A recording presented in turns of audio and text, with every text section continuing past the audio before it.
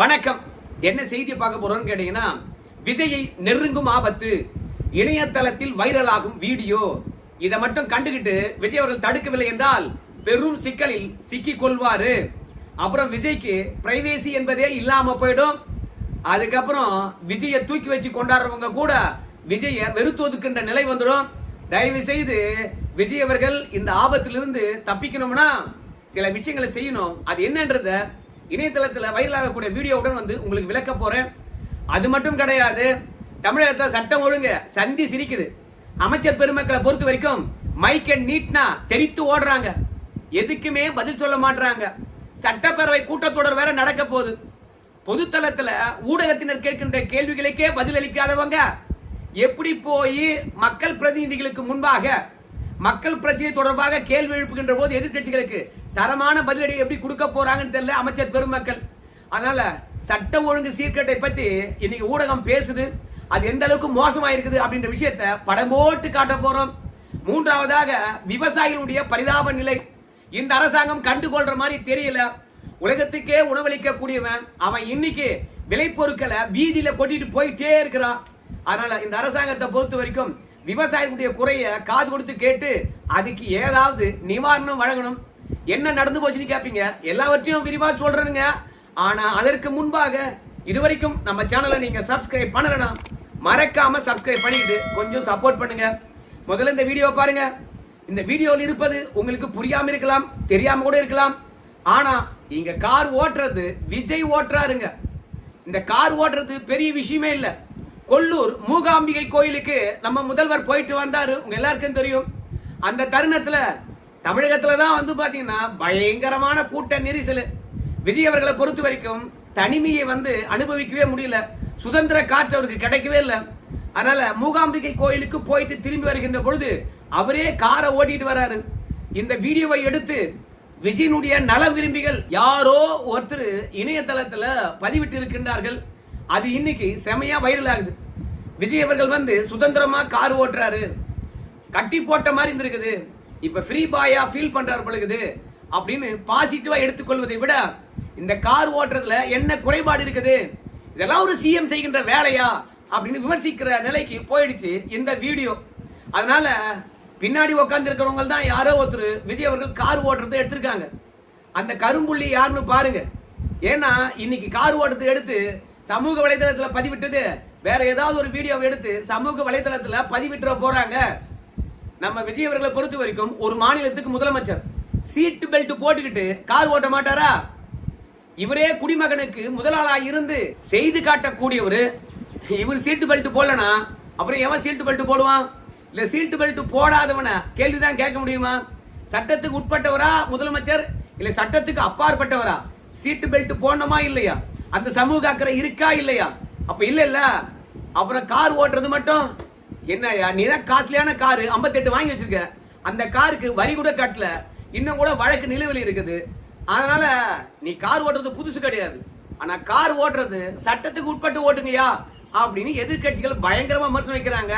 இந்த கார் ஓட்டுறது ஒரு பக்கம் இருக்கட்டுங்க, ஆனா ஒரு கார் ஓட்டுகின்ற போது பக்கத்துல வந்து ஒரு கோப்பையில ஜூஸ் இருக்குதா இல்ல ஒயின் இருக்குதா அப்படின்னு நமக்கு தெரியல. ஆனா எதிர்கட்சிக்காரங்க என்ன சொல்றாங்க கேட்டீங்கன்னா, காரு சீட்டு பெல்ட் இல்லாம ஓட்டுறாரு, ஆனா அது பக்கத்துல ஒரு கோப்பை இருக்கிறது, அதுல இருப்பது பழசாறு தான் அப்படின்ட்டு விர்ச்சுவல் வாரிஸ் வந்து முட்டு கொடுப்பாங்க பாரு அப்படின்னு சொல்லிட்டு சரக்கு அடிச்சுக்கிட்டு ஓட்டுறாருப்பா காரையே. இவர் தான் நம்ம தமிழ்நாட்டு சிஎம் அப்படின்ற போர்வில கொண்டு போய் சேர்க்கிறாங்க. விஜய் அவர்களுக்கு நல்ல மதிப்பு மரியாதை இருக்குது. இந்த தேவையில்லாத வீடியோ இணையதளத்தில் வைரல் ஆவதன் மூலமாகவோ இல்ல இவர் கார் ஓட்டுறது என்ன புதுசா, அதாவது வாகனங்களை வந்து பாத்தீங்கன்னா அரசாங்க அதிகாரிகளுக்கு கொடுக்கின்ற போதும் அந்த வாகனங்களை விஜய் அவர்கள் ஓட்டி பார்க்கிறார், நம்ம எல்லாருக்கும் தெரியும். அப்படி இருக்கும்போது எதுக்கு இந்த கார் ஓட்டுற வீடியோவை பின்னாடிக்கிறவன் எடுத்து அதை சமூக வலைத்தளத்துல பதிவிடணும்? இன்னைக்கு அவருக்கு எவ்வளவு கெட்ட பேரு. சோ அதனால கூட இருக்கிறவங்களே வந்து குழி பறிக்கின்றார்களோ, கொஞ்சம் எச்சரிக்கையா இருக்கணும் நம்ம விஜய் அவர்கள். இதை எடுத்து போட்டுவன் வேற ஏதாவது எடுத்து போட்டான்னா, அதனால இந்த வீடியோ மூலமாக விஜய் அவர்களுக்கு சொல்ல வருது ஆபத்து பின்னாடியே இருக்குது. அதை உணராம ஏதோ எதிர்கட்சிக்காரங்க விமர்சனம் பண்றாங்கன்னு சொல்லிட்டுக்காக அவங்க மீது நடவடிக்கை எடுக்காதீங்க. இந்த வீடியோவை சமூக வலைதளத்துல பதிவிட்டாம அவனை பார்த்து எதுக்காக எடுத்த, எதுக்காக சமூக வலைதளத்தை போட்ட, நான் கார் ஓட்டுறது நான் புதுசா சுதந்திரமா இருக்க வேண்டும் என்பதற்காக தான் கொஞ்ச நேரம் ரிலாக்ஸ் பண்ண கூட விட மாட்டீங்களே, எப்போதும் என்னுடைய பாத்ரூமை எட்டி பார்த்துட்டே இருப்பீங்களா அப்படின்னு அவனை பிடிச்சிட்டு கேளுங்க. அப்பதான் உங்களுடைய பிரைவேசியை மெயின்டைன் பண்ண முடியும். இல்ல விஜய்க்கு ஒரு இமேஜ் இருக்குது, அதை காப்பாற்ற முடியும். இல்லைன்னா நாரடிச்சு விட்டுருவாங்க, நாரடிச்சு. அப்புறம் இந்த வீடியோ பாருங்க. இப்போ உங்களுக்கு ஆட்சியில தாவைக்கால இருக்கக்கூடிய அமைச்சர்கள், முதலமைச்சர் உட்பட ஆதவ அர்ஜுனா கீழே தான் ஆதவ அர்ஜுனா அனைத்து செயல்பாடுகளும் சொல்லப்படுகிறது. ஆதவ அர்ஜுனா இல்ல, அது கீழே வந்து கதை, திரைக்கதை, வசனம், அண்ணாரிவாளையம் ஐடி போட்டுங்க.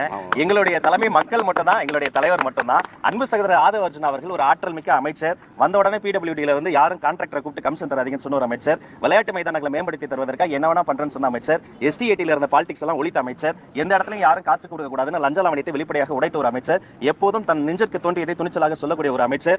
இவர் வந்த பிறகு இந்த தமிழ்நாட்டில் பல்வேறு மாற்றங்கள் நடந்திருக்கு. இதையெல்லாம் பொறுத்துக் கொள்ள முடியாம அவரை சிறுமைப்படுத்துறது ஏதாவது கோத்துறதுன்னு சொல்லுவாங்க. முதலமைச்சர் விட ஆதவ அர்ஜுனாவுக்கு இவ்வளவு புகழாரம் பாடுறீங்களே, இதே போல முதலமைச்சருக்கு ஏதாவது 10 புகழாரம் பாடுங்களேன். நான் 28 ஆண்டுகளாக யாருக்குமே புகழாரம் பாடல. இந்த வீடியோ தான் ரொம்ப ரொம்ப முக்கியம். விஜய் அவர்கள் ரொம்ப கண்ணும் கருத்துமா இருக்கணும். இங்க பேசுறது யாருன்னு தெரியுதுங்களா? நம்முடைய பள்ளி கல்வித்துறை அமைச்சர் ராஜ்மோகன் அவர்கள். அவர் என்ன செயல் செய்யறாருன்னு தெரியுதுங்களா? ஆதவ அர்ஜுனா அவர்களை வானுலாவி புகழ்ந்துகிட்டு இருக்கிறாரு. அதாவது செய்தியாளர்களே கேட்பாங்க, 2 விஷயங்களை கேட்பாங்க. ஒன்னு என்னன்னு கேட்டீங்கன்னா, முதல் போட்ட அமைச்சர் தமிழ்நாட்டு ஆட்சி ஆண்டுகிட்டு இருக்காரு, ஒட்டுமொத்த அமைச்சரையும் கண்ட்ரோல் பண்றாரு அப்படின்னு சமூக வலைதளத்தில் சொல்றாங்க.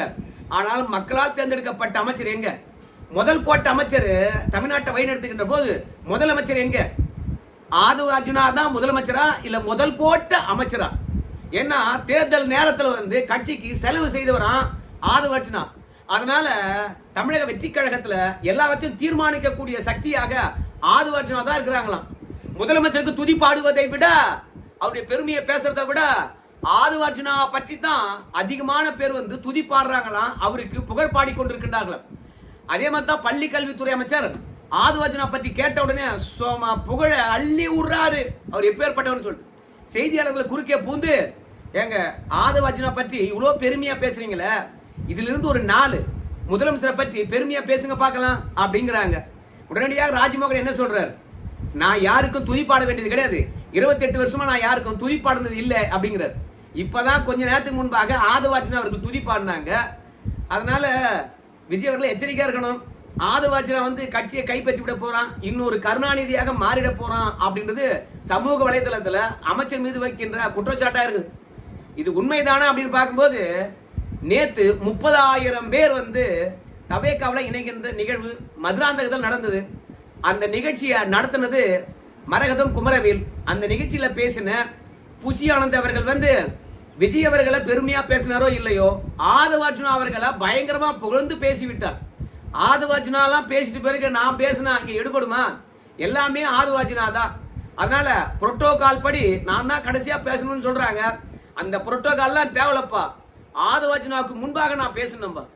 அவர் பேசுறதுதான் தொண்டர்கள் கேட்கறாங்க, ரசிகர்கள் கேட்கறாங்க, கட்சிக்காரங்க கேட்கறாங்க. அதனால நான் முன்னாடியே பேசிடுறோம்பா. அப்பதான்பா நான் பேசுறது மக்கள் கொஞ்சம் கேட்பாங்க. நானும் பல பிரச்சனை பேசுற மாதிரி இருக்கும். நான் போய் விஜய் கிட்ட கேட்டு ஆதவ அர்ஜுனாவுக்கு முன்னாடி நான் பேசிடுறேன். ஏன்னா ஆதவ அர்ஜுனாவுக்கு என்னால் ஈடு கொடுக்க முடியல. அவர் செயல்ல இருந்தாலும் சரி, பேசுறதுல இருந்தாலும் சரி, சும்மா கில்லாடியா இருக்கிறாரு. தமிழ்நாடு அவர் கையில இருக்கிற மாதிரியே புஷி ஆனந்த் அவர்கள் பேசுறாரு. சோ ஒரு பொதுச்செயலா இருந்துகிட்டு நம்ம ஆதவ அர்ஜுனா அவர்களை கரெக்ட் பண்ணாதான் கட்சிக்குள்ள இருக்க முடியும், இல்ல பொதுச் செயலாளராகவே இருக்க முடியுன்ற நிலைக்கு புஷி ஆனந்த் அவர்கள் வந்திருக்கின்றார். யாரு விஜயுடன் இருக்கணும், யாரு விஜயுடன் இருக்கக்கூடாது அப்படின்ற தீர்மானிக்கின்ற இடத்திற்கு ஆதவ அர்ஜுனா வந்துட்டாரோ அப்படின்ற ஒரு எண்ணம் இருக்குது. இதெல்லாம் விஜய்க்கு பெரும் ஆபத்து. அண்ணாவுடனே இருந்து அவருக்கு சிறப்பான ஐடியா கொடுத்தவங்க, கட்சியும் ஆட்சியும் வழி நடத்தினவங்க எல்லாம் எங்கேயோ போயிட்டாங்க. ஆனால் கையில 4 காசு வச்சுக்கிட்டு கூட இருக்கிறவங்களுக்கு அதை கூலியா கொடுத்து கலைஞர் புகழ் பாட சொல்லி, கலைஞர் இல்லைன்னா கட்சியே இல்லைன்ற ஒரு நிலையை உருவாக்கி, கடைசியில வயதுல மூத்தவர்கள் அனுபவசாலிகள்லாம் முதலமைச்சர் ஆகாம கடைசியில கருணாநிதி தான் வந்து பாத்தீங்கன்னா முதலமைச்சர் ஆனார். சோ அதே மாதிரி தான் இப்ப ஆதவ அர்ஜுனா அவர்கள் வந்து ட்ரை பண்றாரோ என்னன்னு தெரியல. பொதுச் செயலாளர் வரைக்கும் ஆதவ அர்ஜுனாவை குளிர்விக்க வேண்டும் என்று பொது மேடையில பேச ஆரம்பிச்சிட்டார். அதனால கட்சியுடைய கண்ட்ரோல் ஆதவ அர்ஜுனாவுக்கு போது பாத்துக்கங்க, இது பெரும் ஆபத்து அப்படின்றத சொல்லிட்டு இப்போ சட்ட ஒழுங்கை பற்றி பேசலாம். இப்போ உதயநிதியா இருக்கலாம், கனிமொழி அவர்களா இருக்கலாம், எடப்பாடி பழனிசாமியா இருக்கலாம், அன்புமணி ராமதாஸா இருக்கலாம், டிடிவி தினகரனா இருக்கலாம், எல்லாருமே வந்து அனுதினமும் குழந்தைகளுக்கும் பெண்களுக்கும் நடக்கக்கூடிய பாலியல் வன்புணர்வை பற்றி தான் பேசுறாங்க. 34 நாட்கள் இந்த ஆட்சி நடந்து கொண்டிருக்குது தமிழகத்துல. ஆனா 207 பெண்களும் குழந்தைகளும் பாலியல் வன்புணர்வுக்கு ஆளாயிருக்கிறாங்கப்பா. அப்ப இந்த அரசாங்கம் சிங்க பெண்கள் படை என்று சொல்றீங்கல்ல, அதை போட்டு என்ன பயன்? கும்மிடி பூண்டியில சிப்காட் இருக்குது. அந்த சிப்காட்ல 300க்கும் மேற்பட்டவர்கள் வேலை பார்க்கறாங்க. வட மாநிலத்தில் இருக்கிறாங்க. ஒரு 3 வயது குழந்தைய 4 பேர் பாலியல் வன்புணர்வு செய்து அவங்க முட்புதாரில கடாசி போயிருக்கிறானுங்க. அப்புறம் அந்த குழந்தை அழுதை கேட்டு அக்கம் பக்கத்தினர் மீட்டு ஹாஸ்பிட்டலில் கொண்டு போய் சேர்த்திருக்காங்க. அந்த குழந்தை செத்து போச்சு. ஸோ குழந்தைகளுக்கு கூட பாதுகாப்பு இல்லை. அப்ப சிங்க பெண்கள் பாதுகாப்பு படை என்ன பண்ணுது? எடப்பாடி பழனிசாமி வந்து சொல்றாரு, ஷோ காட்டுறதெல்லாம் விட்டுருப்பா முதலமைச்சர், நீங்க சீரியஸ்னஸ் வந்து புரிஞ்சுக்கிட்டு களத்துல இறங்கி வேலை பாருங்க அப்படின்னு காட்டமான கருத்தை தெரிவிச்சிருக்காரு. ஏன் தெரியுமா? சிங்க பெண்கள் பாதுகாப்பு படை போட்ட பிறகுதான் சேலத்துல 50 பெண்களை சீரழிச்சிருக்கிறான் வீடியோ எடுத்து.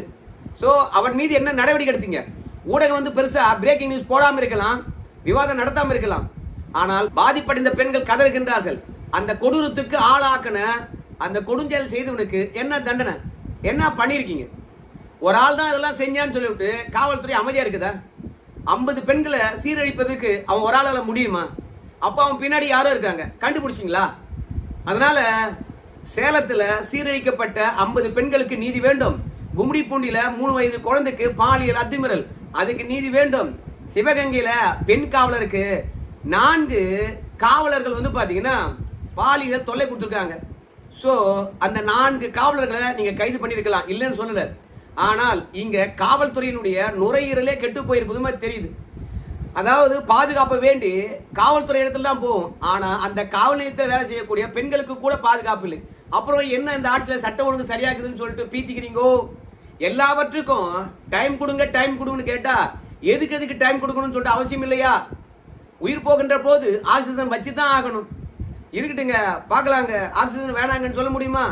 அதனால நீங்க கொடுத்த வாக்குறுதியை எப்ப வேண்டுமானாலும் நிறைவேற்றுங்க, ஆனால் சட்ட ஒழுங்க சீர்படுத்துங்க அப்படின்றது எல்லாருடைய கேள்வியா இருக்குது. கனிமொழி அவர்களை பொறுத்த வரைக்கும் இங்க ஒரு ஆட்சி இருக்குது, பொறுப்பான ஆட்சியா, பொறுப்பு ஏற்றுக்கொள்கின்ற ஆட்சியான்னு தெரியல.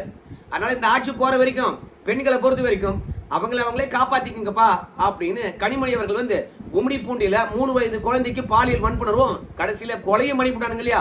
அதை கண்டித்து உதயநிதி ஸ்டாலின் கனிமொழியிலிருந்து களமிறங்கி விட்டார்கள்.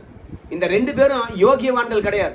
அதிமுக ஆட்சியில சட்ட ஒழுங்கு சரியா இருந்தது. எடப்பாடி பழனிசாமி வந்து இப்ப இருக்கின்ற ஆட்சியாளரை கேள்வி கேட்க தகுதி இருக்குது. ஆனா திமுக ஆட்சியில சட்ட ஒழுங்கு சரியா இருந்தது. அந்த ஆட்சியில தான் வந்து 38,990 குழந்தைகளுக்கும் பெண்களுக்கும் பாலியல் வன்புணர்வு நடந்தது 5 வருஷத்துல. இவனுங்க யோகி சிகாமணி தவே காட்சியை குறை சொல்றானுங்க. இருந்தாலும் நல்ல விஷயங்களை யார் செய்ய சொன்னாலும் அதை ஏற்றுக்கொள்ள வேண்டும், காது கொடுத்து கேட்கணும் தவேக அரசாங்கம். அதையெல்லாம் தாண்டி இப்ப விவசாயிகளுடைய பிரச்சனை நம்ம பார்க்கலாமா? ஏன்னா சேலம், தருமபுரி, ஓசூர், வேலூர் இந்த பகுதியெல்லாம் மாம்பழ சீசன் பயங்கரமா இருக்குது. ஆனா உரிய விலை இல்லைன்னு சொல்லிட்டு கீழே கொட்டிட்டு போயிருக்காங்க. ஸோ விவசாயியை பொறுத்த வரைக்கும் மாமரம் வளர்க்கறதுக்கு எத்தனை ஆண்டுகள் ஆகும் தெரியும். அது வளர்ந்து மகசூல் கொடுத்து அதை மார்க்கெட்டு கொண்டு வருகின்ற போது சரியான விலை இல்லைன்னா அப்புறம் அத்தனை வருஷம் பாடுபட்டது வீணா போயிடும். நெல்லுக்கு 4 மாசம், முருங்கைக்கு 6 மாசம், மாங்காய்க்கு 4 வருஷம். 4 வருஷமும் காத்திருந்து வெள்ளாம வந்த பிறகு அதை நாசமா போலாமா? தண்ணீர் இல்லாம பயிர் வாடுது. நீங்க பயிர் வாடும் போது அதுக்கு நிவாரணம் கொடுக்கணும். ஆனா நீங்க என்ன பண்ணிருக்கீங்க? குருவிக்கான தொகுப்பை கொடுத்துருக்கீங்க. விதை வாங்குறதுக்கு, மருந்து வாங்குறதுக்கு, ஏர் ஓட்டுறதுக்கு, அப்புறம் நடவுக்கு, இந்த மாதிரி குறுவை பயிருக்கான தொகுப்பு கொடுத்துருக்கீங்க. அது விவசாயிகளுக்கு எந்த விதத்திலும் கை கொடுக்காது. அதனால கருகி போயிருக்கின்ற பயிர்களை கணக்கெடுத்து உரிய நிவாரணங்களை சீக்கிரமா கொடுங்க. அதே மாதிரி விலையில்லாத பொருட்கள் கீழே கொட்டுவதை விட அரசாங்கம் கொள்முதல் பண்ணி மாற்று பயன்பாட்டு பொருளாக ஏதாவது பண்ணலாம், ஜூஸ் கீஸ் தயாரிக்கலாம். இல்ல அரசாங்கமானது அது சரியான விலை கொடுத்து வாங்கி யாருக்காவது வந்து பாத்தீங்கன்னா கை மாற்றி விடலாம். இல்லைனா ஏற்றுமதி பண்றதுக்கான வாய்ப்புகளை கொடுக்கலாம். இல்லைனா அதை குளிர்சாதன கிடங்களை வச்சு பாதுகாக்கின்ற அளவுக்கு வழிவகை செய்து கொடுக்கலாம். அதனால விவசாயிகள் ஒரு இடத்துல நலிவடைஞ்சாங்கன்னு வச்சுக்கலாம், அங்க பட்டினி போராட்டம் தான் நடக்கும். சரி, மொத்தத்துல சட்ட ஒழுங்கு பத்தி கேட்டோம்னா, ஏங்க குற்றவாளிகளை கைது பண்ணிரும் இல்ல மத்த ஆட்சி மாதிரியா அப்படின்னு முட்டு கொடுக்காதீங்க. எல்லா ஆட்சியிலும் சரி குற்றங்கள் நடந்த பிறகு அதன் மீது நடவடிக்கை எடுக்கிறாங்க. குற்றங்கள் நடந்த பிறகு தீவிரமான நடவடிக்கையை அதிமுக ஆட்சி தான் பார்க்க முடியும். ஏன்னா பொதுவா வந்து அதிமுக ஆட்சியில குற்றம் செய்யறவங்க வேற கட்சிக்காரனா இருப்பான். ஆனா திமுக ஆட்சியிலும் தவே காட்சியிலும் இந்த பாலியல் அத்துமீறல் இருந்து பல குற்றங்கள் செய்யறவங்க அந்தந்த கட்சிக்காரங்களே இருக்காங்க. திமுக ஆட்சியின் போது திமுக காரன், தவேக ஆட்சியில் இருக்கும்போது தவேக காரன். அதனால குற்றம் செய்த உடனே நடவடிக்கை எடுத்துறோம், குற்றவாளியை கைது பண்ணிடுறோம் அப்படின்னு சொல்லிட்டு கடந்து போகாதீங்க. இது நம்ம மாநிலம். இங்க இருக்கின்ற மக்கள் உங்களை நம்பி ஓட்டு போட்டிருக்காங்க. ரெண்டாவது, குழந்தைகளுக்கெல்லாம் வந்து பாத்தீங்கன்னா பாலியல் வன்புணர்வு நடக்கின்ற போது அந்த குழந்தைகிட்ட தான் போய் கெஞ்சினீங்க சட்டவிரோதமா, ஐயா ஓட்டு போடு, அம்மா ஓட்டு போடு. அதோட போச்சுன்னா மாமாவுக்கு ஓட்டு போட சொல்லு, சுட்டீஸு குட்டீஸு அப்படின்னு சொல்லிட்டு அவங்ககிட்ட தான் கெஞ்சினீங்க. கடைசியில் அவங்களுக்கே பாதுகாப்பு இல்லை. களத்துல இறங்கி வேலையை பாருங்கப்பா அப்படின்ற அறிவுரையை தவிர நம்மளால வேற எதுவும் சொல்ல முடியாது. சரி நண்பர்களே, இந்த வீடியோ தொடர்பாக உங்க கருத்து சொல்லுங்க. நன்றி.